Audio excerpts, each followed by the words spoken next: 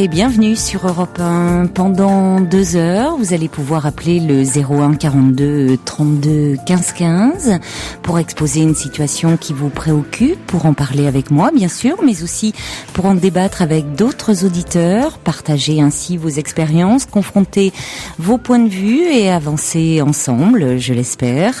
Si vous pensez pouvoir aider un auditeur, vous pouvez à tout moment composer le standard d'Europe 1, envoyer un SMS au 6 11 20 en tapant d'abord le mot nuit ou un courriel à l'adresse europe1.fr. Ce soir, vous serez accueillis par Pauline et Julie sous l'œil attentif de Philippe Chartier qui réalise cette émission. 01 42 32 15 15. Je vous attends. Europe 1, Caroline Dublanche.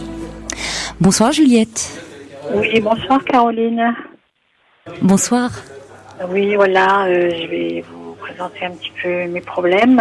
Voilà, je suis mariée, ça va faire bientôt 46 ans. J'ai eu 3 enfants, 2 filles et un garçon que j'ai perdu à l'âge de 13 ans, en 84. Et j'ai un mari qui, malheureusement, ne me respecte pas du tout. C'est-à-dire ? Il me traite comme, je sais pas comment vous dire, il me respecte pas, il a pas peur de me rendre ridicule devant la famille, devant les amis, il m'aide pas du tout dans les tâches ménagères, me laisse tout entreprendre et quand les choses vont mal, c'est toujours sur moi que ça retombe, quoi. Et pourquoi vous restez avec lui alors ? Pourquoi ? Bonne question. J'ai essayé en 83 de partir. J'avais fait la connaissance d'un garçon. À l'époque, je travaillais dans un service d'oncologie. Et bon, je suis tombée amoureuse d'un garçon. Je suis partie donc avec mon fils qui était déjà un peu malade. Et après, l'état de mon fils s'est aggravé et pour le bien de mon fils, je suis revenue vers mon mari. Et après, ça a été vraiment, après la mort, bien entendu, du gamin, ça a été la catastrophe parce que j'ai eu beaucoup de remarques, bien entendu, ce que je comprends très bien. De remarques de quel type ? Que j'ai assez à balayer devant ma porte, que voilà. Que pardon, oui. J'ai pas compris. Que j'avais assez à balayer devant ma porte quand je discutais, il me rabaissait tout le temps, il me rabaisse encore maintenant, il n'a pas peur de m'insulter. Mais c'est-à-dire que même le décès de votre fils n'a pas arrêté ses sarcasmes à votre égard. Non, et bon, là, ça fait quand même 6 ans qu'il est en retraite et bien entendu, midi et soir, c'est l'alcool fort. Parfois, ça va quand il a un peu bu. Enfin, il est jamais sous, on va dire, parce qu'il est habitué. Il a une accoutumance. Mais j'ai vraiment passé une vie atroce avec cet homme, quoi. Et bon, c'est vrai que quand je l'ai connu, je suis tombée amoureuse de lui, bien entendu, mais pour moi, il ne me respecte pas du tout. Et je peux pas le quitter. Pourquoi ? Matériellement, on a une maison. Moi, j'ai toujours travaillé pendant 45 ans, bien entendu, malgré la maladie de mon fils, qui n'a pas été très facile. Justement, vous avez quand même une indépendance financière. Oui. Et il y a bientôt 9 ans, je suis retombée amoureuse une deuxième fois d'un garçon beaucoup plus jeune que moi. Et ce qui me permet peut-être de continuer un petit peu à avoir la vie autrement. Quoique j'ai 5 petits-enfants, mais ça m'appartient pas. Je suis pas bien moralement. Il y a des jours ça va pas du tout. Et ce garçon est très très honnête, très très attentionné. Mais quand je l'ai connu, il était en instance de divorce. mais pour des raisons matérielles et financières, il continuait à vivre avec son ex parce que son ex est un peu, on va dire, retardé, vous voyez, mental. Qu'est-ce qu'il vous dit d'elle? Oui. C'est sympathique. Oui, mais de toute façon, oui, parce que je la connais.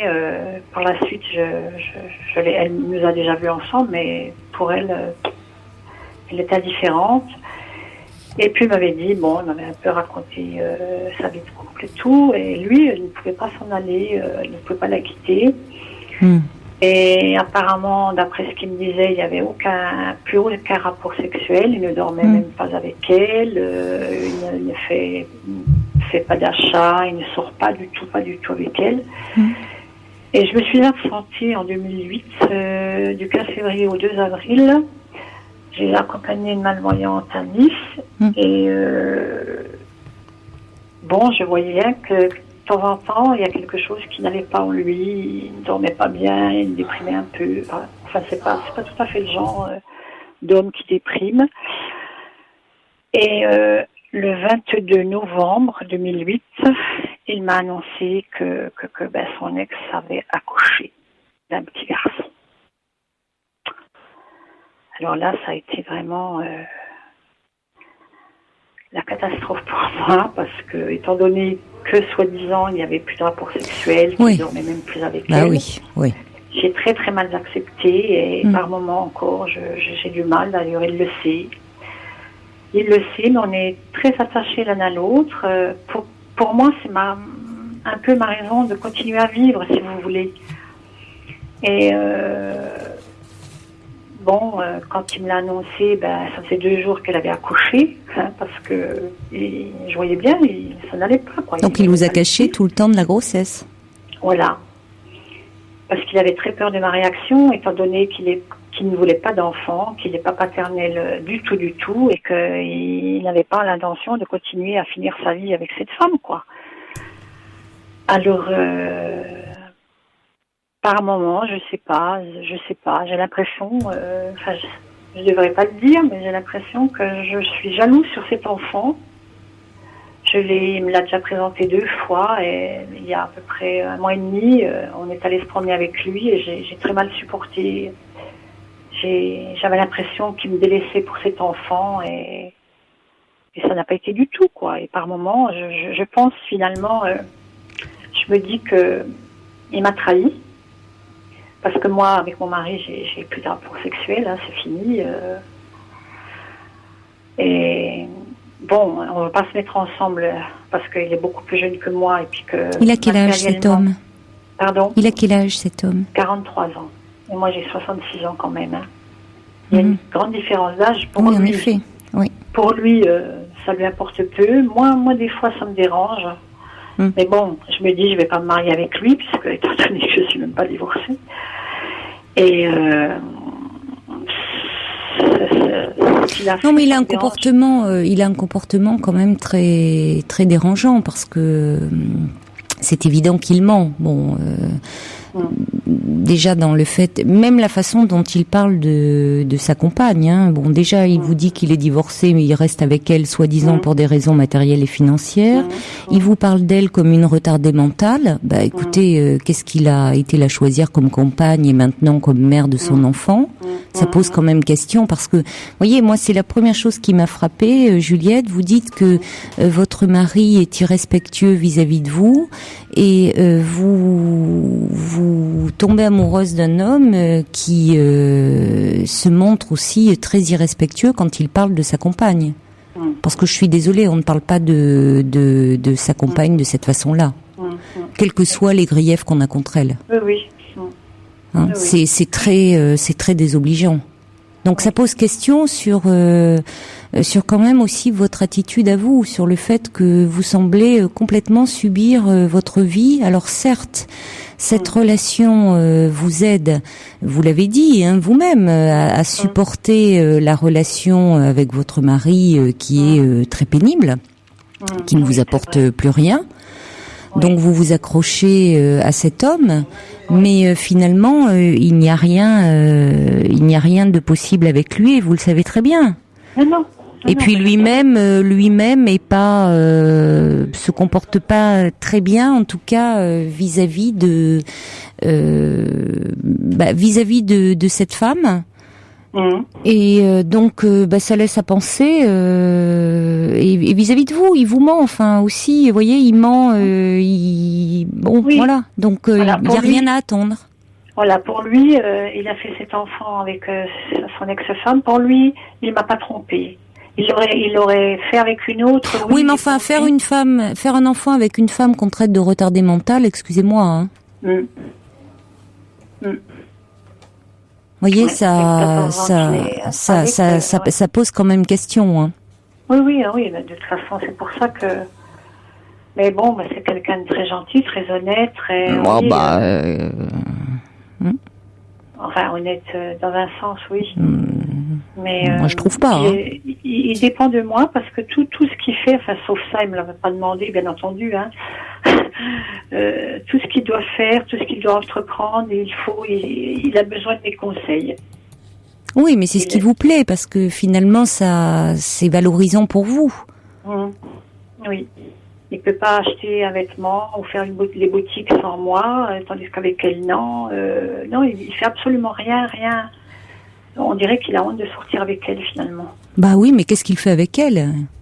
Moi, je crois que il trouve son compte. Hein, Évidemment. Oui. Puis maintenant qu'il a l'enfant, ma foi. Il avait qu'à réfléchir avant. Voilà. Et alors, quand je suis un petit peu énervée, parce que je suis assez impulsive, on va dire, je lui dis, écoute, tu restes avec elle et puis ton gosse, puis tu me fiches la paix. Alors, il aime pas trop, quoi. Oui, mais si vous voulez, Juliette, vous déplacez le problème actuellement de votre situation conjugale qui est plus que problématique sur cette relation extra-conjugale qui, elle aussi, est problématique et finalement, vous ne résolvez rien. Non, parce que lui, il me dit, de toute façon, moi, je peux rien t'apporter financièrement, voilà. Hein. Mais même pas que financièrement. Parce qu'il a pas vraiment un travail. Il peut pas vous apporter une sécurité affective, cet homme. Enfin, moi, la sécurité, je l'ai, puisque j'ai travaillé quand même pendant 45 ans. Affective. Oui. Je parle même pas matériellement. Alors, je suis des fois un petit peu, je sais pas, je me dis, est-ce que tu le quittes, et si je le quitte, est-ce que j'irai mieux? Je n'en sais rien du tout, parce que ça dépend ce que vous voulez pour votre vie, Juliette. Parce que je tiens à lui, quoi, hein, bien sûr. Ça dépend, encore une fois, ce que vous attendez pour votre vie. Oui, c'est quand même compliqué, ma vie, je trouve. Hein. Déjà, l'histoire de la perte de mon fils. Ça, c'est un événement terrible. Oui, mon mari. Pour laquelle, malheureusement, vous ne pouvez rien. Ça, c'est. Mon mari, c'est pour ça qu'il s'est mis à boire dès qu'il a arrêté de travailler, qu'il s'est mis en retraite. Ça, je le comprends, hein, parce que lui aussi, comme moi, on a souffert et tout. On souffre encore, même si mon fils est décédé en 84, hein, il avait 13 ans. Mais je sais que la vie, pour moi, elle est plus pareille, quoi. Je vois plus les choses. Les choses ne sont pas belles pour moi. Alors, je me raccroche, bien sûr, à ce garçon que j'ai flashé sur lui, quoi. Et voilà. Oui, mais c'est pas une. C'est un peu une bouée de secours percée, hein. Oui. Vous voyez, c'est pas bien sûr qu'il vous fait du bien d'une certaine façon parce que ça après cet événement terrible, la perte de votre fils, votre situation conjugale qui est désastreuse, bien sûr que ça c'est une embellie dans votre vie. Mais c'est pas très c'est source de problèmes, ça vous rend pas très heureuse malgré tout. Non, pas du tout. Donc, voyez, vous me dites même pas du tout. Oui, donc au fond, vous êtes dans un entre-deux qui est pas très satisfaisant. Non. J'ai ma deuxième fille qui est psychologue, elle me dit, mais maman, pourquoi tu t'en vas pas? Parce qu'elle connaît la situation. Oui, c'est la vraie question, Juliette. Oui. Qu'est-ce qui fait, qu'est-ce qui vous retient finalement? Je me dis qu'à 66 ans. Oui, vous avez peur de quoi? Tard. De l'inconnu, je suis matérialiste, je suis très attachée à ma maison, parce que j'ai beaucoup de souvenirs de mon fils. Et j'aurais l'impression de l'abandonner. Ça s'explique. C'est pas, vous voyez que c'est pas seulement matérialiste. C'est la maison aussi dans laquelle a vécu votre enfant. Hein, donc, vous ne pourriez pas la garder? Non. Je pense que mon mari m'a jamais pardonné de l'avoir trompé. Enfin là, il est au courant. Hein. La première fois, il est au courant puisque je suis partie. Et il m'a jamais pardonné ça. Et enfin, bien avant, quand des années en arrière, j'avais pas le droit de m'acheter des habits, j'avais pas le droit d'aller chez le coiffeur, j'avais le droit de rien. Tout en travaillant. Pour les enfants, ils disaient rien, mais moi, non. Non. Je me dis, mon Dieu, quel gâchis, j'aurais dû partir il y a très très très longtemps, mais bon. J'aurais dû jamais revenir quand je suis partie la première fois, mais bon, étant donné que mon fils, sa maladie s'est aggravée, je me suis dit, c'est bien de retourner. C'était compliqué à ce moment-là, oui. Oui, très, ça, je comprends. J'étais vraiment pas bien du tout. Hein. En plus, je travaillais dans un service d'oncologie et mon fils est mort d'un cancer. Hein. Oui. Et j'ai passé des moments terribles, quoi. Alors, voilà. Et cette maison, vous ne pourriez pas, si il n'y a pas de possibilité de racheter la part de votre part. Enfin, il n'y a pas de. Vous pourriez voir avec un avocat, peut-être vous renseigner déjà, prendre contact avec un avocat. Peut-être que ça vous donnerait quelque chose de plus concret, sans engager quoi que ce soit, mais déjà prendre rendez-vous avec un avocat et voir ce qui serait possible peut-être de faire, vous voyez, à titre de conseil. Oui, parce que quand je suis partie, quand mon fils était malade, j'étais en instance de divorce, mais après on a tout arrêté, bien entendu. Et si le gamin... avec des si on n'avance pas, s'il m'était pas arrivé cette chose horrible, je pense que je ne serais jamais revenue. Vous voyez. Mais c'est vrai que je suis pas vraiment heureuse. Mais ça s'entend. Si vous saviez combien de fois j'ai pu pleurer chaque fois que mon mari me dispute, j'ai jamais accepté les remarques de cet homme. Ça me oui, mais cet homme est aussi le père de votre fils. Enfin, il y a aussi quelque chose certainement qui vous lie au-delà. Vous avez été aidé un peu. Vous me dites que votre fille est psychologue. Alors c'est pas elle qui peut vous aider évidemment, mais est-ce que sur le plan psychologique vous avez été soutenu? Oui, j'ai essayé, mais la psychologue que j'ai vue, elle m'apportait rien du tout. Parce que moi, je savais pourquoi je souffrais, je sais pourquoi ça va pas chez moi, je le sais. Mais j'arrive pas à prendre, j'arrive pas à avoir une issue, quoi. Oui, mais ça prend du temps parfois, Juliette, de trouver l'issue. Vous voyez, ça peut pas se faire parce que il y a bien sûr que consciemment ou même inconsciemment, vous savez de quoi vous souffrez. Et puis évidemment, il y a cet événement terrible. Et puis il y a ce que vous vivez au sein de votre couple. Mais pour autant, on n'arrive pas toujours après à sortir de cette souffrance. Ça prend du temps. Donc il faut s'accrocher. C'est pas forcément. C'est pas d'un coup de baguette magique que les problèmes se résolvent, et surtout de telles souffrances. Oui, donc c'est vrai que ça vaut le coup de s'accrocher. J'ai fait pas mal de dépression aussi, pas mal de tentatives de suicide aussi en plus. Hein. Oui.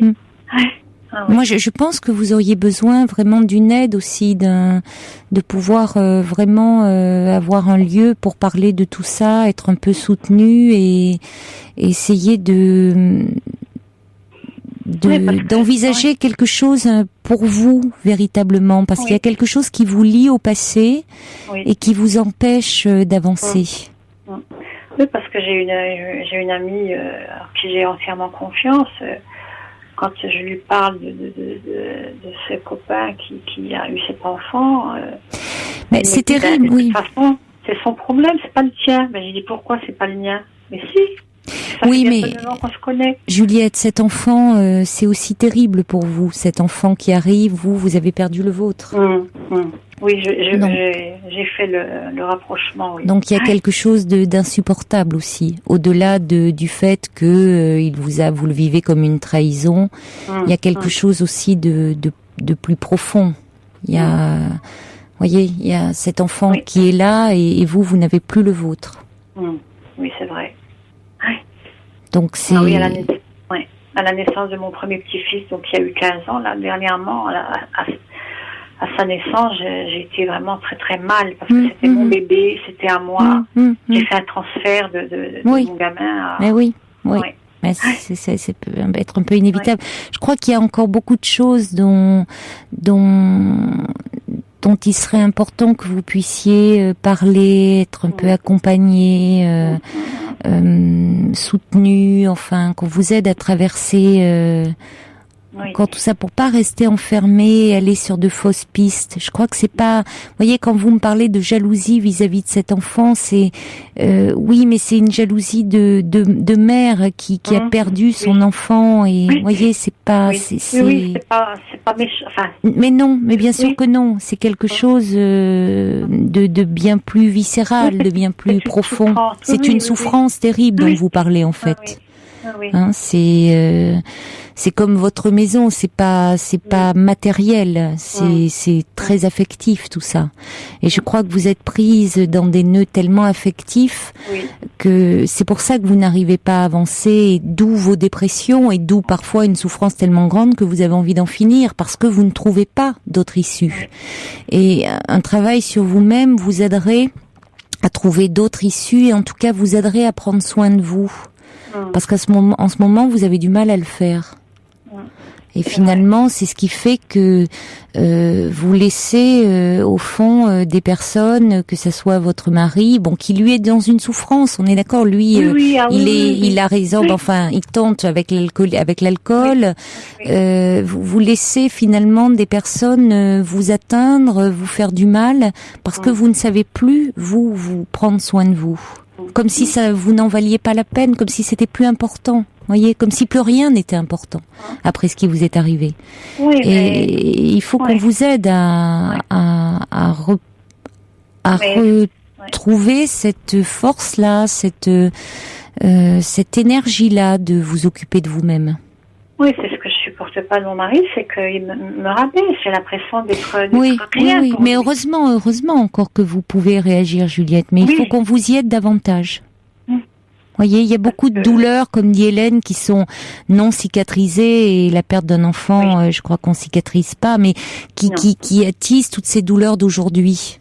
Et bon, il y a beaucoup de choses vraiment dont on peut pas aller tellement plus loin là, Juliette, parce que c'est pas l'espace d'une thérapie ici, la radio. Mais voyez, c'est des pistes comme ça que j'évoque avec vous et je crois que vraiment ça vous serait très bénéfique de les approfondir. Oui, bien sûr. Pour sortir de ce labyrinthe un peu dans lequel vous êtes enfermé là. Oui.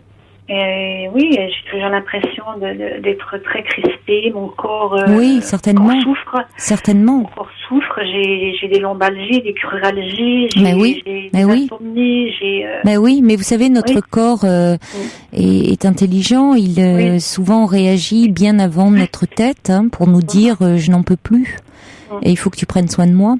Oui. Donc bien sûr que votre corps souffre parce que votre cœur, votre tête souffre, tout votre être souffre, Juliette. Donc c'est de vous dont il faut vous occuper. J'ai hésité de vous appeler parce que je me disais, je ne sais pas comment je vais pouvoir m'exprimer avec tout ce qui me... Oui, je comprends. Et je me dis, ça me fait du bien quelque part quand même, de pouvoir parler avec quelqu'un qui vous écoute, qui vous donne quand même des conseils, Oui. Je crois que ça vous serait très profitable, Juliette, de parler. Oui, de continuer à parler. Vous avez beaucoup de choses à dire et besoin effectivement d'une écoute chaleureuse, enveloppante, qui vraiment. d'après vous, ce garçon, il me manque, quoi, finalement. Il est enfermé, oui, forcément, mais parce que en même temps, il vous ment parce qu'il a envie de vous garder, parce qu'il vous ment parce qu'il veut pas vous perdre. Donc voilà, c'est aussi voilà.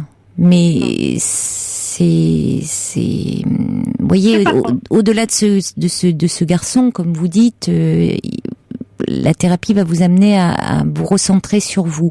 Mais bon, lui, évidemment, il pense à lui et donc comme il ne veut pas vous perdre, oui, il vous ment.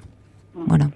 Et 2 jours après l'accouchement de sa femme, enfin, je dis sa femme puisque de toute façon il est toujours avec. Il était toujours pas allé la voir ni le bébé. Je lui ai dit mais écoute, il faut que quand même que tu leur rendes visite. Il faut toujours que je lui dise. Tu dois faire des choses, tu dois. Mais Il aime que je le materne, oui, et Juliette, et c'est là aussi où vous, d'une certaine façon, vous aimez aussi le materner. Oui. Voilà. Parce que j'ai pas pu materner longtemps mon fils. Je comprends. Bien sûr. Oui. C'est là où vous vous êtes bien trouvée. Je suis très consciente de tout ça, quoi. Mais bon, c'est pas facile à vivre, hein. Non. Et voilà, je suis quand même pas la seule dans des situations comme ça. Non, mais ça. Non, mais là,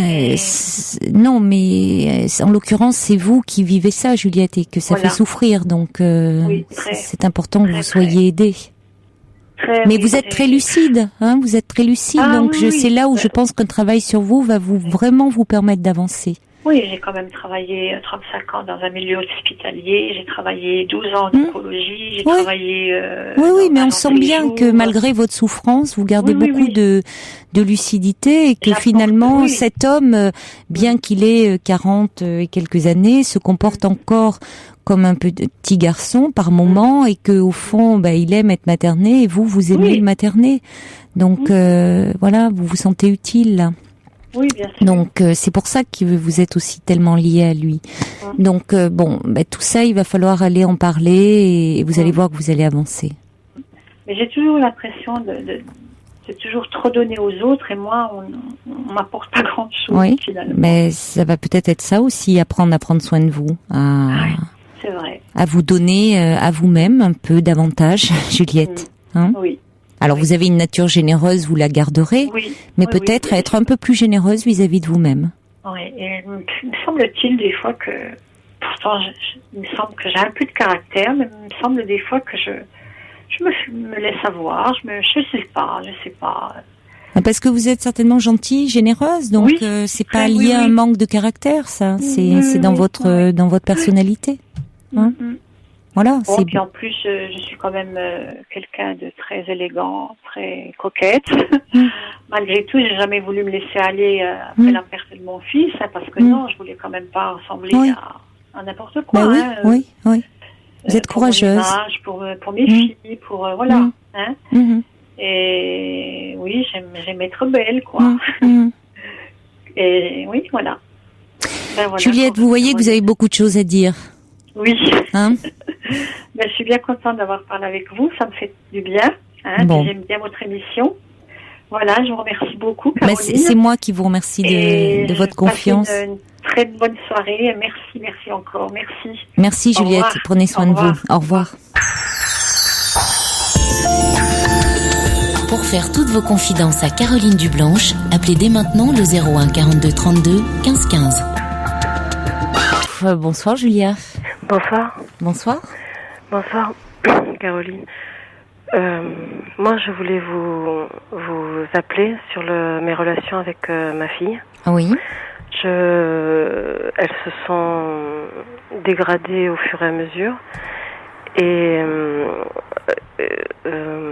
il y a 2 mois, nous avons eu une dispute à propos d'une situation par rapport à ma petite fille qui était allée dans un centre équestre et j'avais pris, l'instructeur avait été violent contre le poney et j'avais pris le parti de stopper le cours de poney.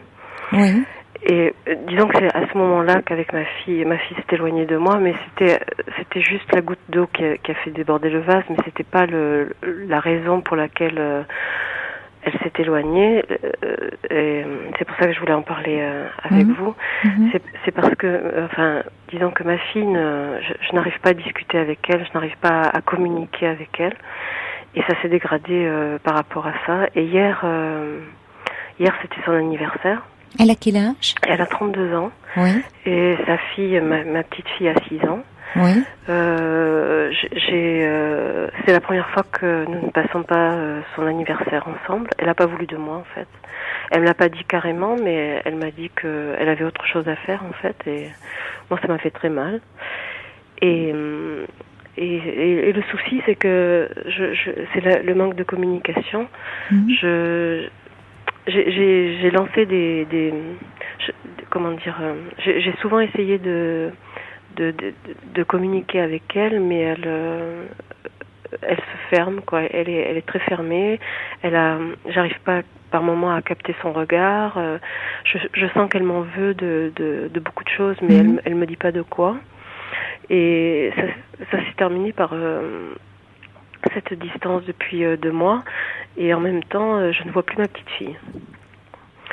Et j'ai essayé de demander de sortir avec ma petite fille pour des randonnées, des petites randonnées pédestres avec des petits pique-niques, etc. Oui.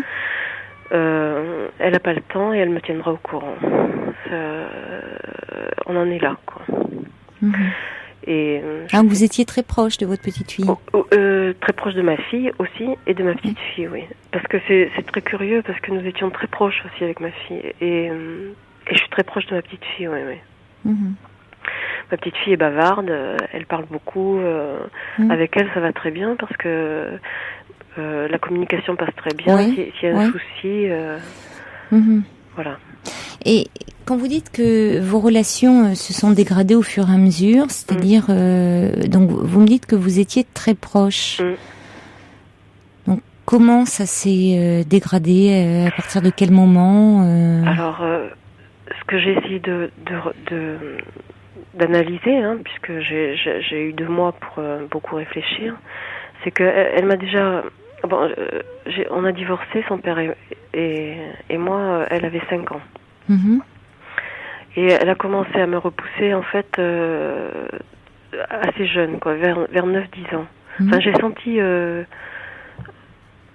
un rejet et de manière paradoxale une relation très proche, vous voyez, très fusionnelle, et en même temps un rejet. Moi, je vis très mal tout ça, parce que j'ai essayé de discuter avec ma fille pour savoir ce qui se passait, en fait, parce qu'elle me reprochait... et en fait, le statu quo a fait que moi aussi je me suis tue. Je suis aussi tombée dans le non-dit.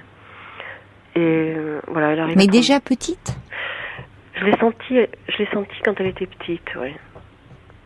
Elle attendait quelque chose de moi que je lui donne. Enfin, elle me donnait l'impression qu'elle attendait quelque chose de moi que je ne lui donnais pas. Oui, c'est différent, hein. Ça ne veut pas dire forcément c'est ce que vous ressentiez. Ça ne veut pas dire quoi selon vous? Alors, il y a eu qu'est-ce que vous ne lui donniez pas selon vous, qu'elle attendait? Peut-être une vie un peu plus stable qu'une vie de parents séparés. Elle est fille unique avec moi. Oui, peut-être une vie stable. Disons que je l'analyse par rapport à la vie qu'elle donne à ma petite fille. Elle l'élève seule? Oui, elle a divorcé elle aussi. Il y a longtemps? Ma petite fille a 6 ans, ça doit faire 3 ans. Et j'ai l'impression qu'elle refait exactement... on approche, oui. Quand vous avez divorcé, elle avait 5 ans, et aujourd'hui, votre petite fille a 6 ans. Donc, on est à peu près... on a la même période, là. Ouais. Il peut y avoir quelque chose qui se rejoue au travers de sa fille. Enfin, elle revit peut-être quelque chose. D'ailleurs, tout de suite, vous me parlez du divorce. Mais les derniers temps avec elle, c'est-à-dire que c'est une femme aujourd'hui, vous aviez une relation très proche? Oui, encore, oui. Comment ça s'est dégradé? Pourquoi, selon vous? Selon moi, c'est parce que je suis au chômage et que selon moi, Oui. que financièrement, je n'arrive pas à... Elle travaille. Hein. Oui. Je n'arrive pas à suivre, et en même temps, je donne ce que je peux, et je donne beaucoup en présence. J'ai beaucoup gardé ma petite fille. Oui. Chaque fois qu'elle m'a appelée, j'ai toujours répondu oui. Enfin, je suis toujours venue. Je le mets, et je me suis beaucoup dévalorisée par rapport à mon inactivité, en fait. C'est récent, votre chômage, là? Ça fait 9 ans. Ça fait 9 ans. Et je n'arrive pas à retrouver de travail. Oui. Et vous pensez que votre fille pourrait vous en vouloir de quoi? De ne pas l'aider financièrement? Oui, je pense à ça. Mais elle vous en a fait le reproche? Non, puisqu'elle ne parle pas. Oui, donc vous supposez. Mais oui, je fais la conversation toute seule. Mais oui, c'est ça qui est compliqué. Et quand... Mais il n'y a pas eu d'échange, parce qu'il y a eu cette histoire avec le centre d'équitation. Oui. Un poney maltraité par l'instructeur. Vous intervenez et puis vous dites c'est la goutte d'eau qui a fait déborder le vase, et voilà. Mais il n'y a pas eu des échanges, des tensions entre vous et votre fille? Elle vous a pas dit est-ce qu'elle vous trouvait peut-être trop présente auprès d'elle et de votre petite fille, peut-être trop autoritaire, trop interventionniste, je ne sais pas, parce que j'aurais adoré qu'elle me dise le pourquoi du comment, parce que ma fille se comporte d'une manière énervée. Elle est très énervée chaque fois qu'il se passe quelque chose. Elle ne dit pas les choses directement. Et elle le sort en énervement, en colère. Et quand elle est en colère, elle ne dit rien. Elle le manifeste par un comportement uniquement. Oui. Vous pensez qu'elle craint elle vous craint? Elle craint une réaction de votre part? Elle craint quelque chose, parce que elle n'ose pas me dire ce qu'elle me reproche. Moi, j'attends qu'une chose, c'est qu'elle me reproche quelque chose, parce que si elle me reproche quelque chose, à ce moment-là, je pourrais lui dire quelque chose. Je pourrais lui dire que je me souviens de l'histoire, etc. Est-ce que vous lui avez dit ça? Alors, je lui ai dit beaucoup de choses, mais alors... Et que vous aimeriez que, justement, y ait, au fond, qu'elle peut vous dire ce qu'elle a sur le cœur? Non. Que vous êtes prête à entendre? Non, je crois pas que je lui ai dit ça comme ça, non. Je lui ai dit, nous devons parler. C'est différent. Oui. Parce que si elle n'y arrive pas, visiblement. Oui. Peut-être lui dire que vous êtes prête à entendre. Ce qu'elle a à me dire. Pas forcément en disant reproche, d'ailleurs, parce que ça, c'est vous qui... Vous voyez, mais que vous êtes prête à entendre ce qu'elle a sur le cœur, ce qui ne va pas. Des paroles aussi simples, enfin, je veux dire, avec elle, j'arrivais, jusqu'à présent, je n'arrivais pas à le... Oui, il y a beaucoup de non-dits, j'entends bien, même pour expliquer, parce que finalement, vous repartez dans l'enfance, vous repartez dans beaucoup de choses, mais il y a beaucoup de non-dits, il y a beaucoup de... On sent que c'est compliqué de parler de votre relation. Oui. On vous sent très en demande, très en attente. Et c'est d'autant plus étrange que vous rencontriez un tel mur, comme si vous restiez encore peut-être la mère toute puissante à qui on n'ose pas parler. Par moments, elle me donnait l'impression d'être une adolescente encore, avec ses colères. Et vous me rappelez quelque chose en parlant, c'est que j'ai toujours eu, moi, peur qu'elle coupe les ponts. Intérieurement, j'ai toujours eu peur qu'elle coupe les ponts. Qu'est-ce qui vous faisait craindre cela? Le fait qu'elle...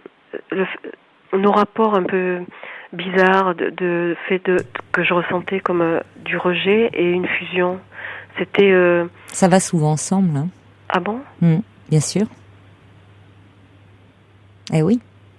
Quand on est trop proche, à un moment, on n'a pas d'autre choix que de défusionner de façon assez brutale. Ah bon? Je crois que j'ai pas assez confiance en moi et il y a le passeur de nuit qui dit quel rapport a-t-elle avec son père? Alors avec son père ne vit pas dans la même ville. Il est remarié depuis. Alors nous sommes divorcés depuis très longtemps. Elle avait 5 ans. Oui. Lui, il est remarié depuis à peu près 24 ans et il a, si vous voulez, ma fille a un frère et une sœur. Qui viennent ça fait 2 ans qu'ils viennent la voir. Oui. Elle a des rapports téléphoniques avec lui. Bon, chaque fois que moi je me tiens un petit peu à l'écart de ça, puisque elle est depuis longtemps, puisque depuis elle peut elle-même parler avec son père. Moi je me suis retirée j'étais l'intermédiaire à une époque. Maintenant, enfin il y a très longtemps que je ne le suis plus, donc je sais qu'ils ont. Mais est-ce qu'elle le voit? Est-ce qu'elle non, c'est juste téléphonique. C'est téléphonique. Depuis qu'elle est petite. Depuis que nous sommes partis sur Toulouse, en fait. Depuis que nous sommes partis du centre France sur Toulouse. Elle avait quel âge? Elle avait 12 ans. 12 ans. Je pense que c'était de ma part, c'était pas. Enfin, il aurait pu continuer à la voir quand même. Qu'est-ce que vous ne vous êtes pas opposé à ce qu'il la voie? Ah non, du tout, non. Non, mais lui, il fréquentait quelqu'un d'autre. Oui, ça n'empêche pas. Sa femme actuelle, en fait, c'est avec elle qu'il y a eu des problèmes. Oui. Voilà. Et moi, je savais pas trop où j'en étais. J'étais repartie sur mes recherches d'identité, qui j'étais, etc. J'avais pas toutes ces réponses. Je suis repartie dans le sud parce que pour avoir des réponses. Pourquoi vous ne connaissez pas vos origines? Non. Je sais que j'ai une mère et un père. Je sais que, mon père est décédé et ma mère refuse de me dire comment je suis née, comment mes parents se sont rencontrés, ce qui s'est passé avant. Je ne connais pas sa famille. Vous avez été adoptée? Je me suis posé la question si j'avais été abandonnée puis reprise. Mais vous avez vécu dans une famille, dans un foyer? Non, avec eux, mais dans une violence verbale et physique intense. Et moi, je suis partie j'ai coupé les ponts moi-même avec eux par obligation parce que ils étaient trop violents et je n'avais pas de discussion avec eux. Je retrouve ça un peu avec ma fille, mais ça n'a rien à voir puisque ma fille et moi nous nous aimons. Enfin, je sais que c'est un lien que je ne veux pas couper. Je l'aime énormément. Mais moi-même, avec ma mère, j'ai pas de réponse. Je pense qu'elle ne m'a pas désirée. Elle ne veut pas répondre. J'ai essayé de lui écrire et de lui expliquer ce que je ressentais. Et je lui ai aussi dit que si elle ne voulait pas me répondre, j'allais essayer de raconter l'histoire à ma façon, avec les blancs, les non-dits, etc. Et qu'elle essaye de me dire ce qui s'est passé. J'ai jamais eu de réponse. C'est intéressant parce que là, subitement, vous me livrez beaucoup d'éléments. Oui. Vous savez, les relations mère-fille, c'est toujours une histoire à tiroir, hein. Ouais. Et pour comprendre ce qui est en jeu, c'est souvent sur plusieurs générations. Ouais. Il faut remonter à la génération précédente et même avant. Et subitement, là, vous dites dans la violence des rapports, dans l'absence de communication, dans les non-dits, dans la peur dans la rupture qui à un moment était nécessaire pour vous, dans votre peur que votre fille coupe les ponts, dans cette séparation qui date de 2 mois et qui vous angoisse terriblement. Enfin, il y a plein de choses là. Il y a plein de choses certainement qui se rejouent. Et dont je pense qu'il serait important peut-être que vous puissiez aussi parler pour peut-être faire la part des choses entre ce qui relève de votre histoire à vous, de fille, et ce qui relève de son histoire à elle. Ouais. De ma fille. Oui. Parce que j'ai l'impression que c'est pas une impression d'ailleurs. Tout est très entremêlé et c'est comme ça, hein, souvent. Ouais. C'est ce qu'on appelle le transgénérationnel. C'est-à-dire que ce qui n'a pas été bien digéré dans une génération se transmet à l'autre. Et on est porteur de ça.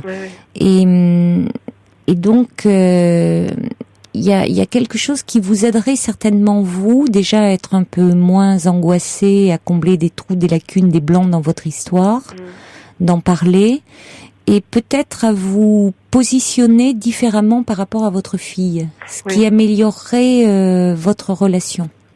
Oui, parce que j'ai l'impression que si on me pousse, pas elle, mais si on me pousse, je tombe dans un vide sidéral, en fait. J'ai l'impression que je suis retenue par rien. Et ça me fait très peur, ça aussi. D'être aussi fragile et vulnérable parce que je n'ai pas de réponse à lui donner, ni à me donner. Excusez-moi. Et je sais que ça se joue sur d'autres générations, mais je n'ai aucune... j'essaye de faire des recherches généalogiques, mais je n'ai aucune... par moments, j'ai des... Je tombe sur des ignorances, en fait. Et... On a toujours un savoir inconscient, Julia. Alors, je pense que j'ai été abandonnée à la naissance. On a toujours un savoir inconscient, mais tout ça, c'est important d'en parler vraiment, de dérouler votre histoire dans le cabinet d'un thérapeute. Tranquillement, de revenir là-dessus. Vous allez voir, ça peut évoluer, ça évoluera certainement.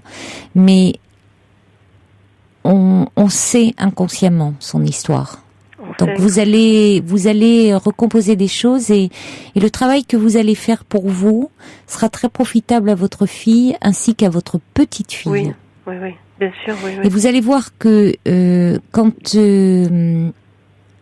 un des membres de la famille va mieux, ça se répercute sur l'ensemble des membres de la famille.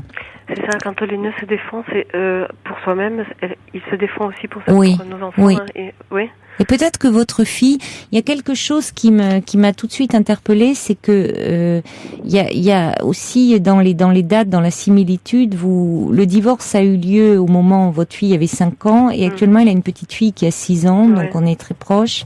Et il y a quelque chose aussi on n'est pas dans la rupture là, hein, on est dans un éloignement et un éloignement qui vous angoisse terriblement, mais qui vous ramène aussi à votre histoire, à vos angoisses d'abandon, à vos peurs, à une histoire d'abandon finalement derrière tout ça. Donc je crois qu'il faut vraiment que vous alliez en parler. Vous allez voir, déjà ça va vous apaiser, vous, c'est important pour vous, pour ne pas avoir cette peur d'être absorbé dans ce vide comme ça, qui est quand même un vide un peu dépressif, hein. Et puis vous allez voir que insidieusement vous vous positionnerez différemment vis-à-vis de votre fille. Et que votre relation s'en trouvera beaucoup plus apaisée. D'accord. Vraiment. On allant voir un psychologue, psychothérapeute. Oui, quelqu'un d'inspiration un peu psychanalytique, hein, quand même s'il est en face à face. C'est-à-dire quelqu'un qui va travailler sur votre histoire familiale. Enfin, on est dans vous voyez, c'est pas de la thérapie comportementale là, hein, c'est vraiment vous mettez sur le tapis toute votre histoire familiale, hein, sur des générations là. Voilà. D'accord. Oui, c'était pesant quoi de le vivre toute seule et je vous remercie de m'avoir appelé pour en discuter et vous entendre entendre un écho en fait. Oui, mais je l'entends. Oui. Ouais. Je vous remercie beaucoup, Caroline. Je vous en prie, Julien. Merci beaucoup. Au revoir. Merci de votre appel. Au revoir. Jusqu'à 1h sur Europe 1, Caroline Dublanche.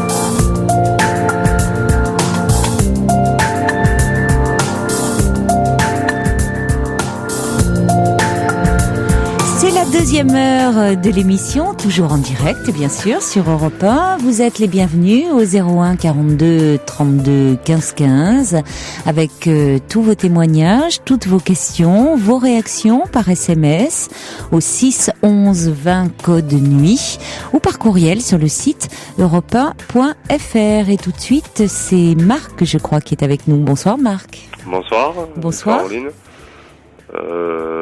Je suis pas trop habitué à téléphoner à des radios pour me confier. Donc, et il faut un début à tout. Ouais, voilà, comme on dit, il faut un début à tout. Donc voilà, je suis... par quoi commencer? Vous aviez fait une demande en mariage le jour de la Saint-Valentin, le 14 février. J'ai été lourdé...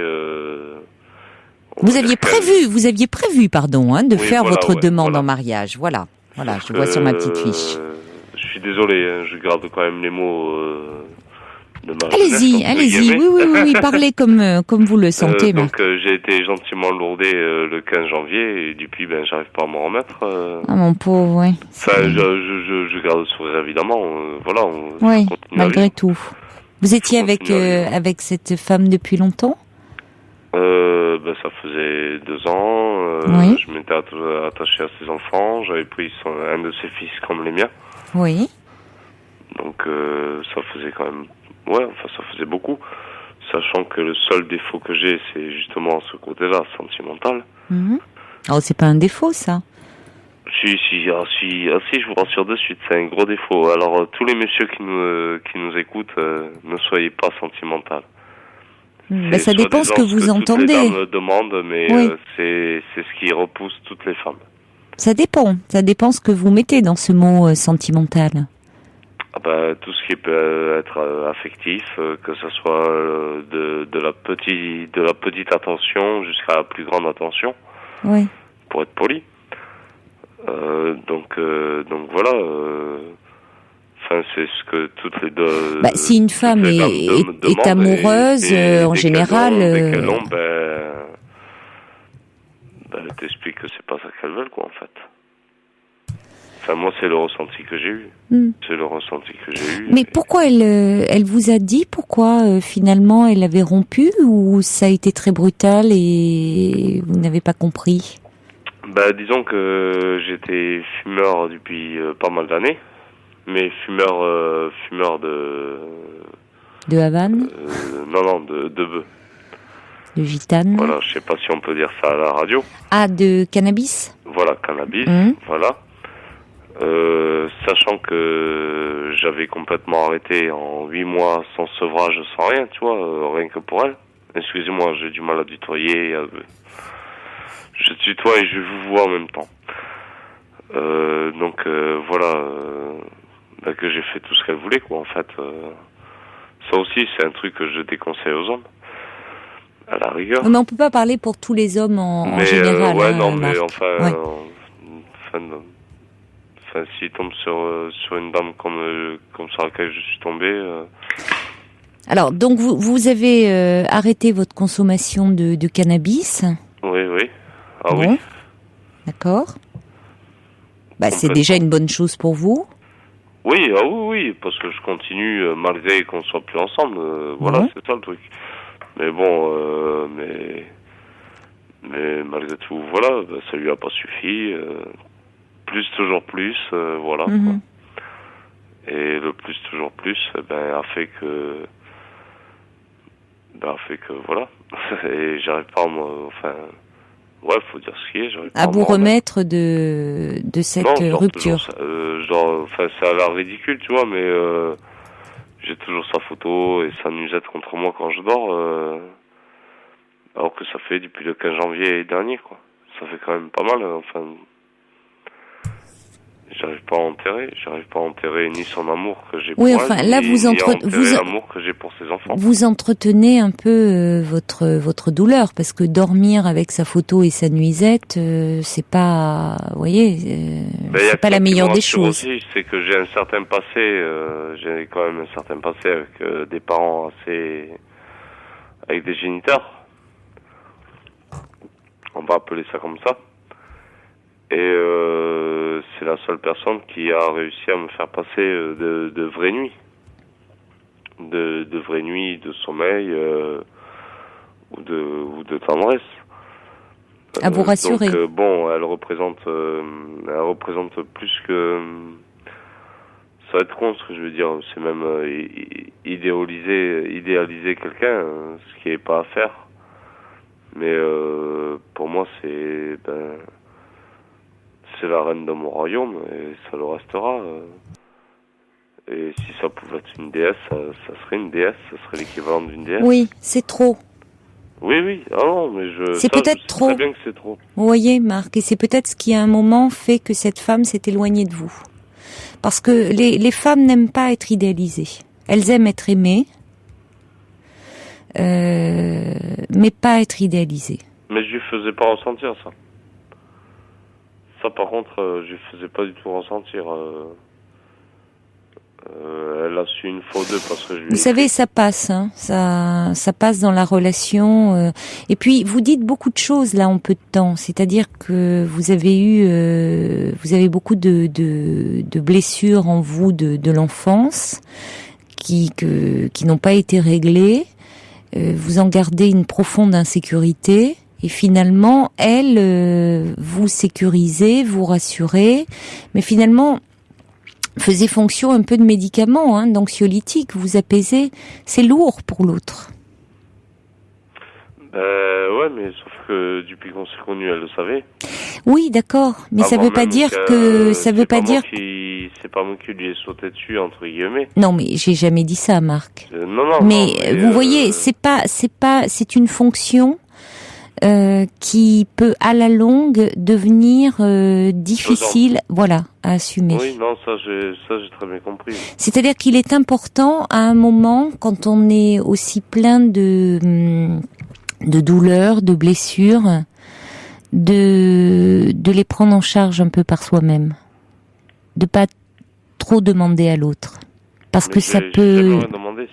C'est ça, mais vous n'avez pas demandé consciemment, pas directement. Mais il y a des demandes qui sont pesantes, même si elles sont pas exprimées directement. Bah alors, je sais pas, mais est-ce que ça dérange beaucoup de femmes qu'on leur caresse les cheveux de temps en temps, tu vois? Non, mais c'est pas, je vous parle pas de ça, Marc. C'est pas des gestes comme ça que je vous parle pas de ça. Je pense que ce que vous m'avez dit, à savoir que finalement vous dormiez, ce n'est qu'à ses côtés que vous arriviez à dormir, ça montre qu'il y a chez vous une profonde angoisse dont il faudrait arriver à pouvoir parler pour vous déjà, pour aller mieux tout simplement dans votre vie. Non, mais c'est ça, j'y travaille. De quelle façon? Bah avec les psys et puis ainsi de suite. Vous êtes aidé? Ah oui. Ah ben je savais pas, parce que quand vous me disiez que vous étiez sorti tout seul... J'ai arrêté le cannabis de... Je suis désolé de dire le mot, mais au moins s'il y a certains jeunes qui nous écoutent, le cannabis de merde, parce que malgré ce qu'on peut nous dire, c'est largement pas une drogue douce. Ça t'attaque pas physiquement, mais ça t'attaque mentalement. Ce qui est tout autre, mais ça attaque les neurones. C'est clair. S'il y a une émission là-dessus, téléphonez-moi. Je suis bien placé pour 20 ans de fume, donc je peux en parler. J'ai arrêté en même pas 8 mois d'un seul coup. Alors que, bon, enfin, comme je vous dis, s'il y a une émission, gardez mon numéro au cas où. S'il y a une émission, moi je suis prêt à témoigner sur le gars. Oui. Tu vois, D'accord, il n'y a pas de souci, on vous rappellera. Au contraire. Parce que je trouve qu'il y a beaucoup trop de jeunes qui se font avoir. Alors on revient sur votre histoire là, Marc, oui. Mais on en revient à ma chérie, sans dire de nom. Parce que bon, on sait jamais, j'ai pas envie de la mettre dans l'embarras s'il y a des gens qui écoutent la radio. Oui, c'est préférable, oui. Déjà mon prénom. Donc vous, que c'est elle, tu vois, si elle on va se vous voyez, hein, c'est plus simple. Vous connaissez, voilà. Pour moi c'est dur, mais on va. Bon, c'est assez facile, hein. On va essayer. Donc oui, pour revenir à notre histoire, on en était où? On en était à... Oui, non, je ne l'ai jamais... je ne lui ai jamais laissé l'idée d'être idéalisée ou d'être une déesse. Bon, Sauf en l'appelant ma reine ou ma chérie. Je crois qu'il faut... je crois que, en tout cas, il y a quelque chose qui s'est passé dont elle n'a pas pu vous parler. Je ne connais pas les raisons, mais en tout cas, j'entends bien qu'à un moment... elle est partie et que évidemment c'est très douloureux pour vous parce que évidemment vous aimez cette femme et parce qu'en plus vous étiez créé aussi une famille, vous étiez énormément attaché à ses enfants.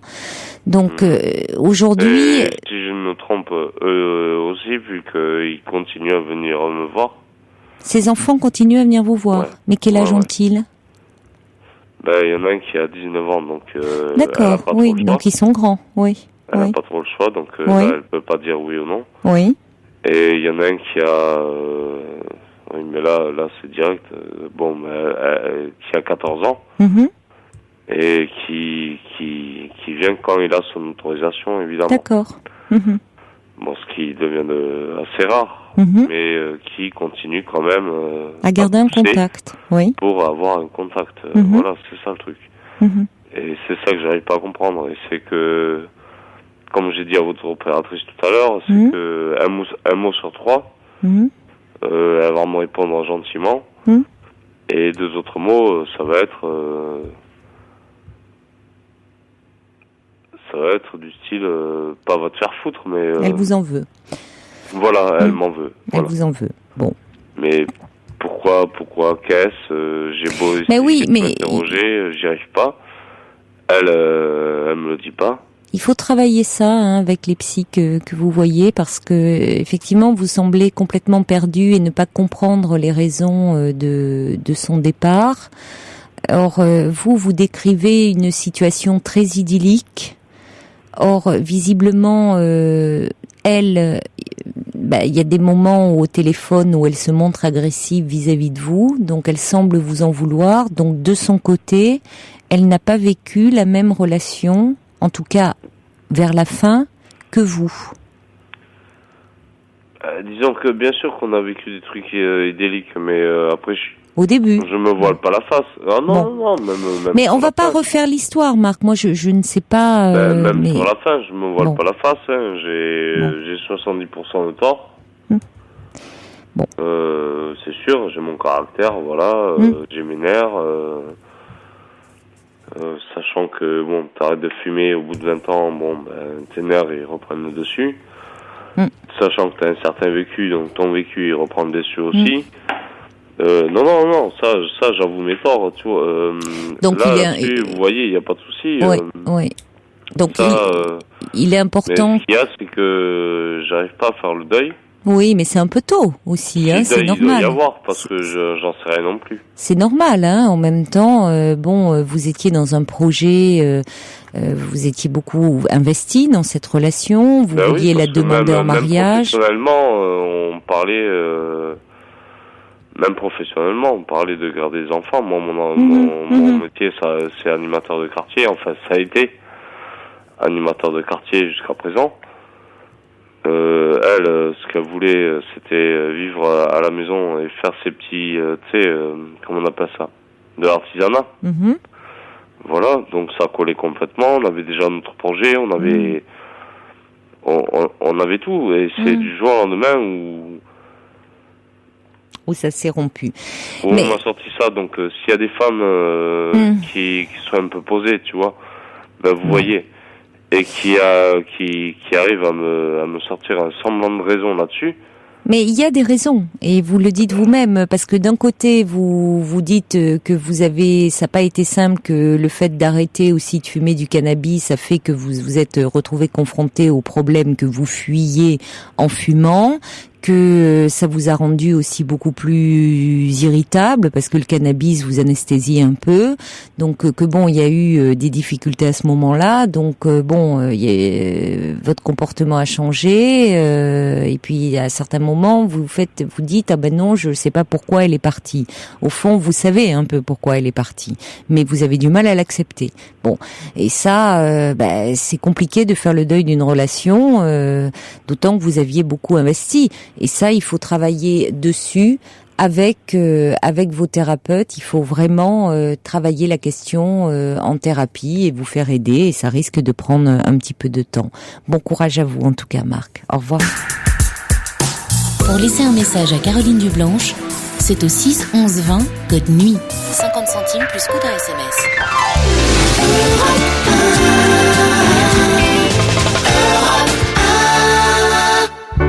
Bonsoir Eric. Oui, bonsoir Caroline. Bonsoir. Je tiens déjà à vous remercier pour tous les bons conseils que vous donnez. Et je m'aperçois qu'il y a pas mal de plus en plus de gens âgés et de jeunes qui ont besoin de vous. Hein, il y a tous les âges dans cette émission, c'est ce que j'aime bien d'ailleurs. Il y a toutes les générations dans cette émission. Oui, mais je sens qu'il y a beaucoup plus maintenant de jeunes. Ça fait à peu près 8 ans que je vous écoute. Oui. Et tous les soirs. Mais merci beaucoup d'être aussi fidèle. Oui, alors je vais vous poser une question qui est très compliquée. Très compliquée. Je m'accroche alors. Vous allez vous solutionner ça. Oh écoutez, ça j'en sais rien. Il y a une dizaine d'années, j'ai subi une amputation mi-tibiale due à une neuropathie diabétique. C'est-à-dire que les nerfs suite au diabète sont détruits. Oui. Alors donc on m'a amputé une jambe mi-tibiale et en même temps, dans la même année, ils se sont aperçus que je faisais dû à la neuropathie diabétique, je faisais des infarctus sans m'en rendre compte. Donc j'ai eu une opération à cœur ouvert en extracorporel. Oui. Bon. Oui. Alors c'est un choc dans la vie quand ça vous arrive à 50 ans. Oui, vous étiez jeune. C'est-à-dire que vous perdez un petit peu tout vos repères, surtout qu'à ce moment-là, je travaillais en Haute-Savoie. Oui. Et ma mère et ma sœur, des seuls qui restent de ma famille, eux étaient en Normandie. Donc ils ont voulu que je revienne en Normandie. Oui. Et je suis revenu en Normandie, où tout s'est bien passé. Jusqu'à temps que je connaisse une femme africaine, une Camerounaise, on a 15 ans d'écart, qui a 2 enfants. Elle a pas voulu rester avec son mari parce qu'elle était pas mariée. Hein. Elle a eu 2 enfants parce que lui, il voulait la polygamie et elle ne voulait pas. Oui. Donc il l'a abandonnée. Elle s'est retrouvée dans un foyer à Paris. Elle a du caractère.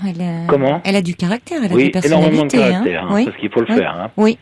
Elle est restée dans un foyer donc avec une petite fille de 4 ans et puis parce que son mari lui avait promis de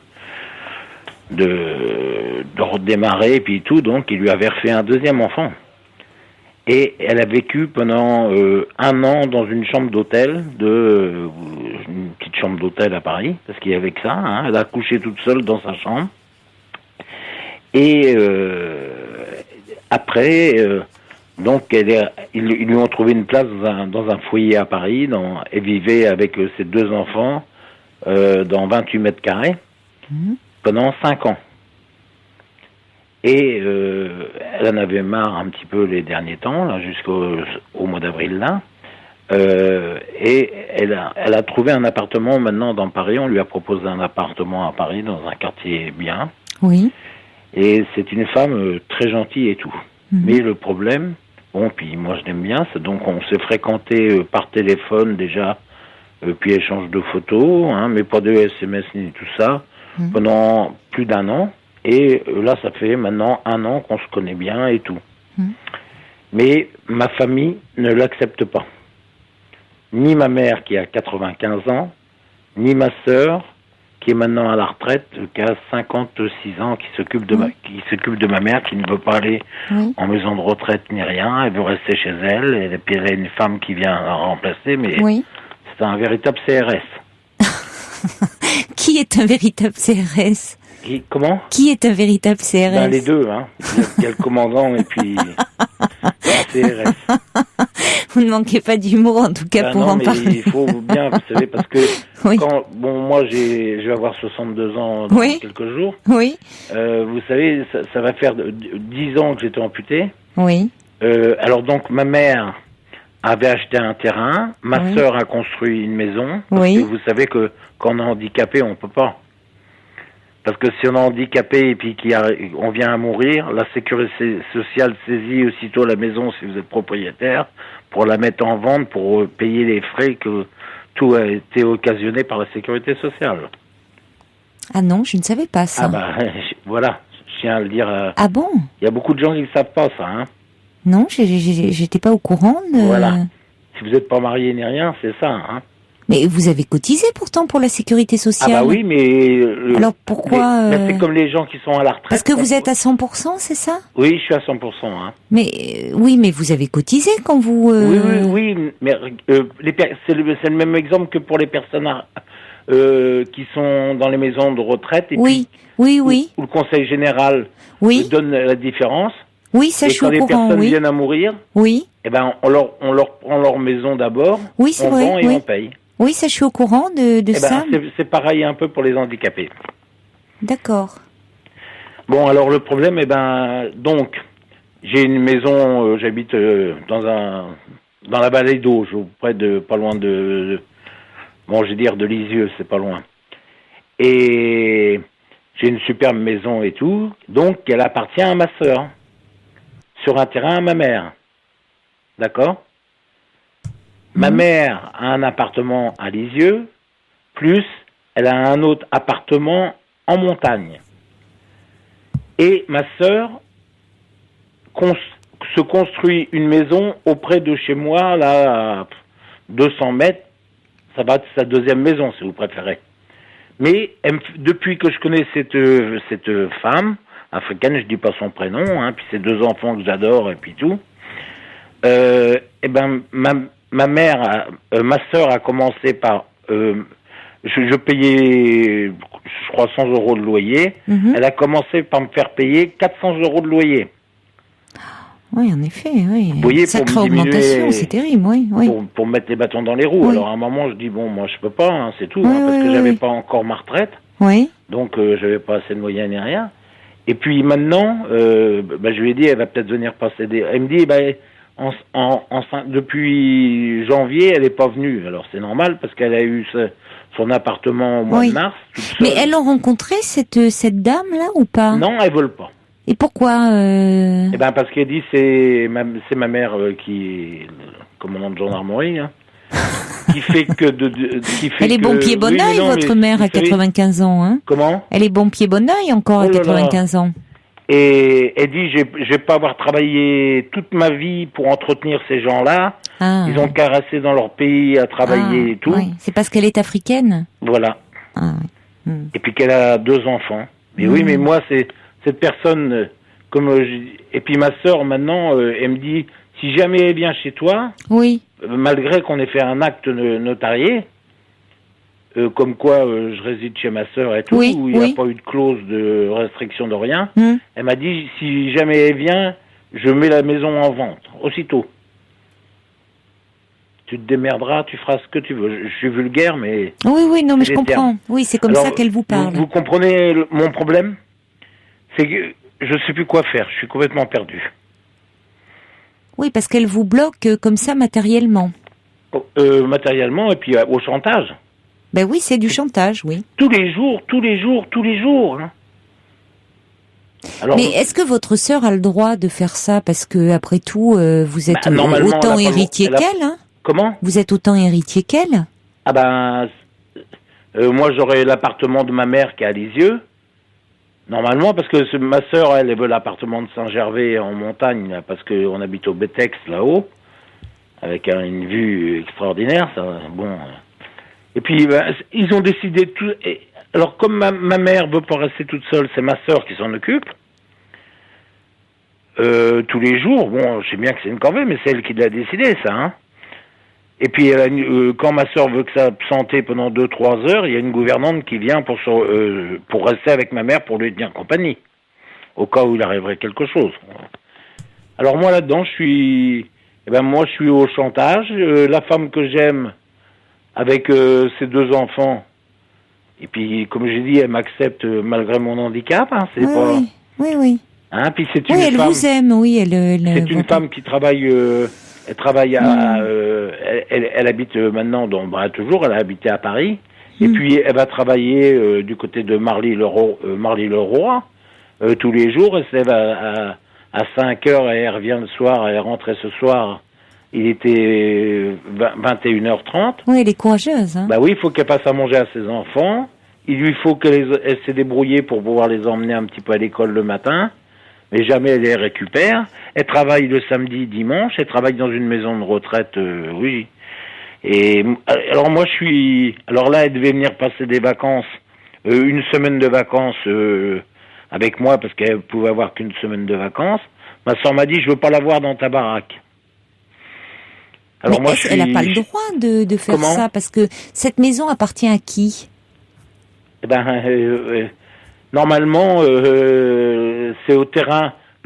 Normalement, c'est le propriétaire du terrain qui. C'est votre mère? Oui, qui l'a acheté. Mais vous pourriez pas vous renseigner auprès du notaire? Ben si, c'est ce que j'ai fait. Il m'a dit pour l'instant, apparemment c'est votre sœur qui en est propriétaire puisque c'est elle qui a payé la maison. Ah, d'accord. C'est bien compliqué comme histoire, hein. Et vous n'avez pas de possibilité, oui, c'est ça, de... Parce que, bon, quand ma mère décédera, normalement, j'aurai l'appartement de Lisieux. Oui, je comprends. Et puis, avec cet appartement-là, moi, ce que je voudrais, parce que la Camonaise, elle voudrait qu'on reparte après, on garderait l'appartement. Oui, mais si cette dame, elle travaille à Marly-le-Roi, là, de toute façon, elle va pas s'installer à Lisieux, si? Ben non, mais venir au moins pour passer des week-ends. Pour des week-ends. Hein? Parce que maintenant, on a les TGV qui passent, en 3/4 d'heure, on est à Lisieux, hein. Hein? Mais écoutez, pour le moment, est-ce que à ce moment-là, vous ne pouvez pas aller, tant pis, dans un petit hôtel, enfin, ça fait des frais, évidemment, avec les enfants. Bah oui, non. Vous n'avez pas... Puis elle, bon, je lui ai aidé aussi à aménager son appartement, à lui aider à acheter... Et vous pouvez pas passer outre, parce que ça se trouve, elle vous fait du chantage, elle ne le ferait pas, votre sœur. Oui. Dire, bon, maintenant, ça suffit, j'ai 62 ans, donc vous n'allez pas décider de ma vie, je reçois qui je veux. Vous verrez bien, après tout. Oui, c'est Dire, écoutez, vous n'allez pas, je ne suis, ça fait longtemps que je ne suis plus un enfant. Vous n'avez pas à me dicter ma conduite et profiter du fait que je suis handicapée. J'ai eu ce problème à cause de mon diabète, mais je ne suis pas handicapée de la tête. Donc je décide de ma vie. Non, parce qu'elles ont peur, parce que bon, elles voient. Oui, mais dites-leur, écoutez, ça suffit. Oui, parce que dire, même ma mère, c'est pas parce que j'ai été amputée de la jambe que je ne peux pas réfléchir correctement. Donc arrêtez de me voir comme quelqu'un de diminué. Mais pour vous dire, ma mère, j'avais les clés de son appartement au cas où lui arriverait quelque chose, elle m'a fait envoyer une lettre recommandée avec accusé de réception sous 2 jours de faire remettre par un huissier les clés chez elle.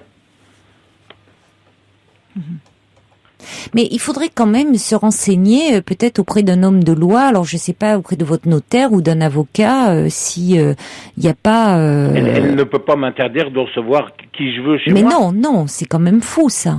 Mais c'est là que vous dites que vous n'êtes pas chez vous êtes chez votre sœur. Oui, mais je paye un loyer. Exactement, vous avez raison. Oui, c'est vrai, vous avez raison, vous payez un loyer. Donc, dans la mesure, c'est comme si un propriétaire, effectivement, même si c'est votre sœur, disait non, vous ne recevez pas... Elle a pas fait mettre vous payez un loyer, oui. Elle a pas fait mettre dans les clauses, hein. Tout à fait. Non, mais de toute façon, un propriétaire ne peut pas vous dire vous ne recevez pas des amis chez vous. Enfin, c'est inacceptable. Parce qu'elle me dit je vais faire venir les gendarmes si elle vient. Voyons, les gendarmes ils rigoleraient bien. Non, je pense. Enfin, qu'est-ce que les gendarmes vous pensez qu'ils vont se déplacer ? Non, mais ce qu'elle pourrait faire, c'est faire mettre la maison en vente. Oui, écoutez, vu la crise de l'immobilier en ce moment, avant qu'elle soit en vente. Par ici, on n'en trouve pas de maison. Hein. Ah bon ? Du côté de Lisieux ? Comment ? Non. Oui, mais écoutez, comme vous dites, ça se trouve... château de Saint-Germain-de-Livet, je ne sais pas si vous connaissez. Non, mais ça se trouve, c'est du chantage. Oui, mais moi, je ne sais plus quoi faire. Eric, j'ai l'impression que vous le dites vous-même, elles vous font du chantage. Elle vous voit comme si, vous dites, comme si parce que ma mère dit, oui, j'ai pas travaillé toute ma vie, pour que quand je vais mourir, tu vas faire la foire avec ta négresse et tout. Mais je dis, il y a des femmes bien quand même. Mais évidemment.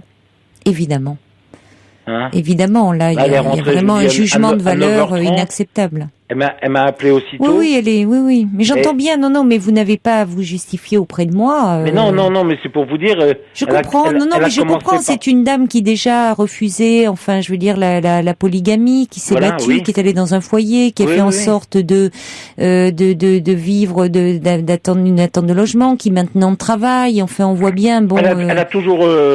Même quand elle était en foyer, elle travaillait. Hein. Oui, mais j'ai bien compris. Non, écoutez, moi je pense que, comme vous dites, vous payez un loyer à votre sœur, vous êtes tout à fait libre de recevoir qui vous voulez chez vous. Ne vous laissez pas tyranniser de la sorte, Eric. Parce que même une chose, pour vous dire que je suis complètement...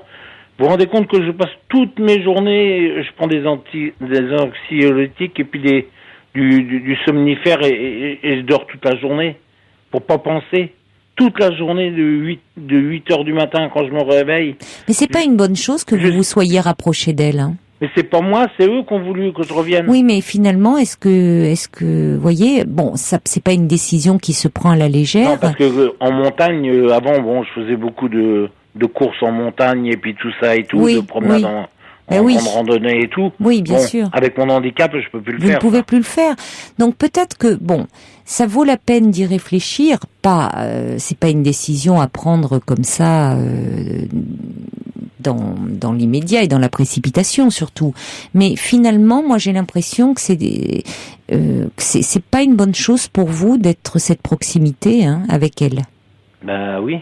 Moi ma mère, je sais pas quand est-ce qu'elle va mourir. Hein, on parle normalement, c'est la vie. Hein.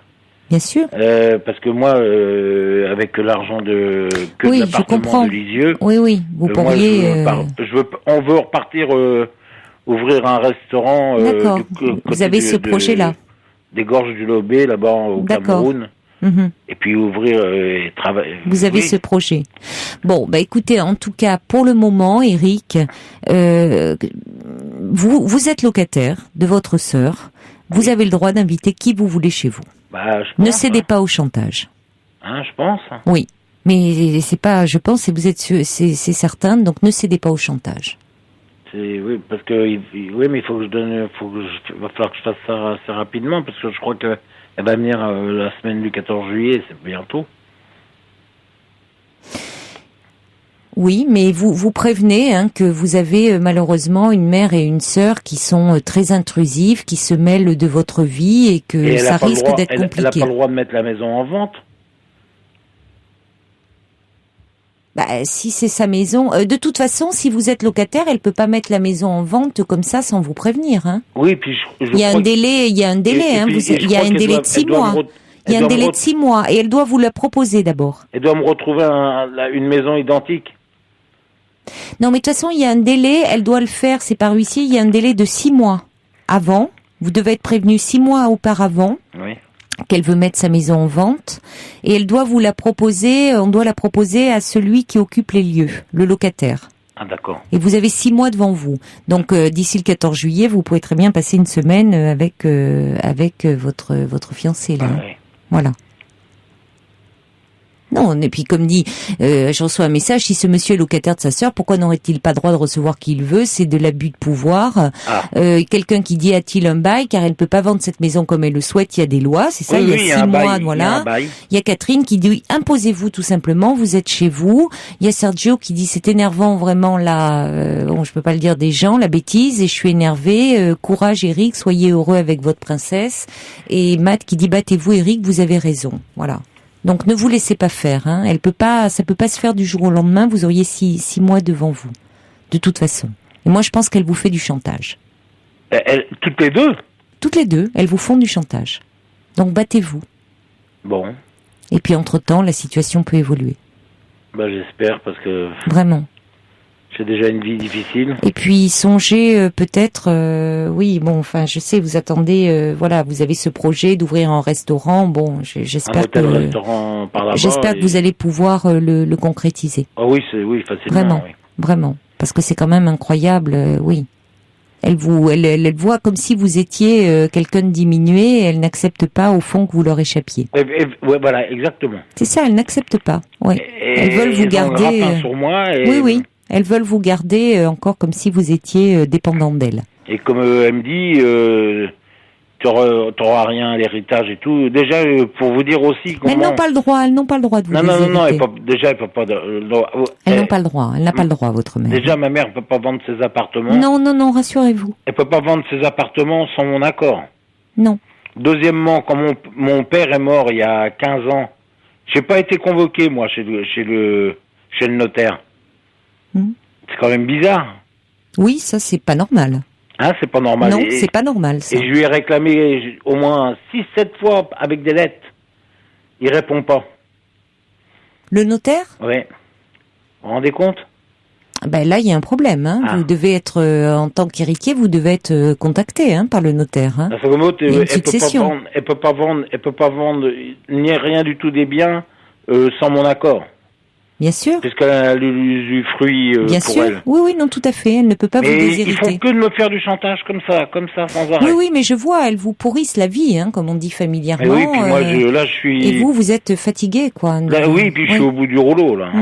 Non, c'est pour ça, il faut que vous avez cette femme que vous aimez réciproquement, donc il faut que vous teniez bon, Eric, parce que c'est important, ça, cette rencontre, et que vous ne laissiez pas votre mère et votre sœur comme ça vous tyranniser. Mais elles ont peur que c'est une femme qui nous prenne de l'argent. Ne leur parlez surtout plus de votre compagne, d'accord ? Oui. Vous ne leur en parlez plus.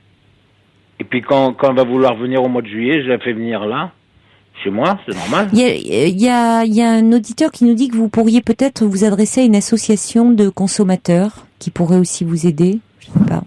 Oui. Bon, vous allez remercier tous ces gens qui sont compatissants un petit peu. Mais vous savez, c'est triste d'arriver à mon âge et puis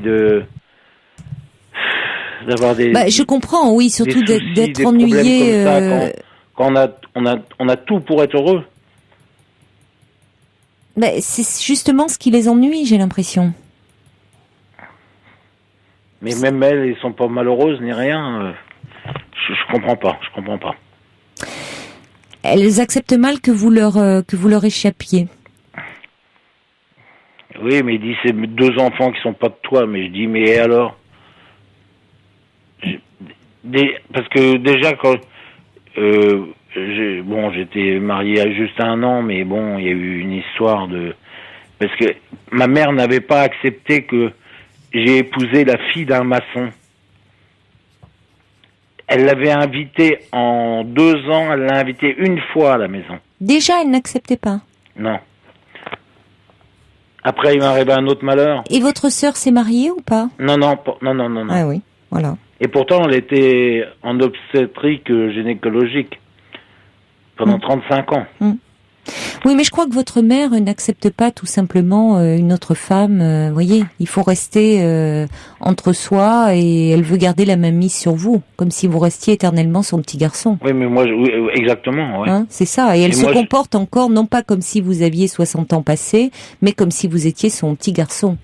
Donc à un moment, il faut un peu taper du poing sur la table. Je doute qu'à 95 ans, elle va pas changer. C'est venu un petit peu comme ça. Parce que dimanche, elle m'avait invité à manger et c'est moi qui lui en ai parlé tout seul. Et puis, soi-disant, dans la nuit, elle a rêvé, elle a parlé de ça incidemment. Elle a raconté tout ça toute la nuit en parlant toute seule. Ce qui m'étonne quand même, mais bon.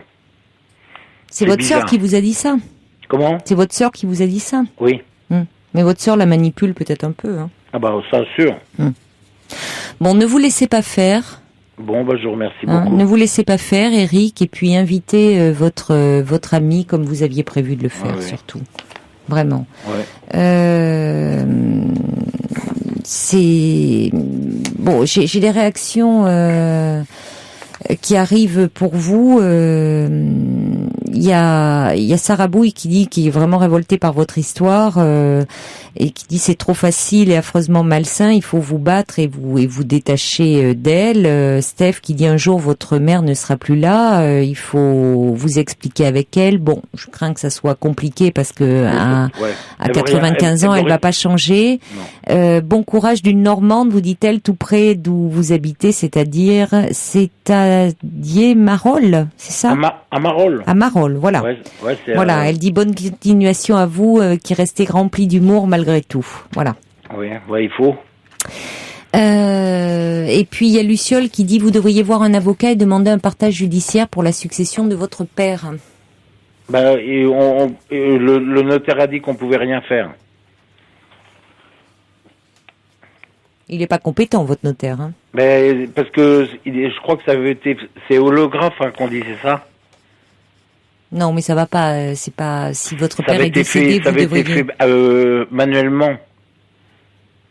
Non, je peux pas vous répondre parce que je suis pas compétente en la matière. Mais enfin, c'est-à-dire qu'il n'y avait pas vous devriez consulter un autre notaire. De testament enregistré. Oui, mais peu importe. Vous êtes son héritier. Bah oui. Vous êtes son héritier, donc même s'il n'y a pas un testament enregistré, vous êtes son héritier. Oui. Donc un notaire aurait dû vous convoquer. Non, j'ai jamais été convoqué ni rien. Bon, donc ça ne va pas, ça. Alors soi-disant, donc renseignez-vous. Non, mais soi-disant, ils avaient convoqué un de mes cousins parce que j'étais trop loin. Et il m'a dit, il n'y a rien eu, c'était une... je lui ai dit, mais qu'est-ce qui s'est passé? Il me dit, il n'y a rien eu, c'est normal, c'était comme ça. Puis c'est tout. Oui, mais enfin, votre cousin, ce n'est pas vous, donc qu'est-ce que c'est que cette... voyez, on convoque votre cousin... Ça arrivait presque au moment où j'étais amputé aussi, hein. D'accord, donc il vous représentait. J'étais amputé... Oui, mais il vous représentait, donc. Oui, normalement. Et c'est lui qui a assisté parce que moi, je pouvais pas revenir à ce moment-là. Vous lui aviez donné une délégation, Oui. Et il m'a rien dit, il m'a dit, il y a rien eu de normal, hein. Bon, là, je peux pas vous en dire plus parce que vous savez... c'est vraiment pas mon domaine de connaissance. J'ai eu un mal perforant plantaire. Oui, mais là, malheureusement, Eric, je ne peux pas vous renseigner parce que c'est vraiment pas mon domaine de connaissance. Donc je ne peux pas vraiment là vous renseigner. Donc il faut que j'y aille. Faut que je fonce comme ça et puis... Oui, là je crois en revanche qu'il ne faut pas vous laisser intimider par votre mère et votre sœur. Ça c'est important. C'est important. C'est 24 heures sur 24. Hein, oui, mais bon, je pense que c'est pas une bonne chose que vous soyez aussi proche d'elle. Hein. Il faudrait que vous arriviez à prendre un peu de distance. C'est pas moi qui ai décidé. Oui, mais vous pouvez peut-être décider aujourd'hui. Ouais. Bon courage, Eric. Bon, je vous remercie beaucoup de vos conseils et puis tous les gens, vous remercierez tous les gens qui ont donné vous écoutent. Ils vous écoutent. Merci Eric, bon courage. Merci, bonne soirée. Au revoir.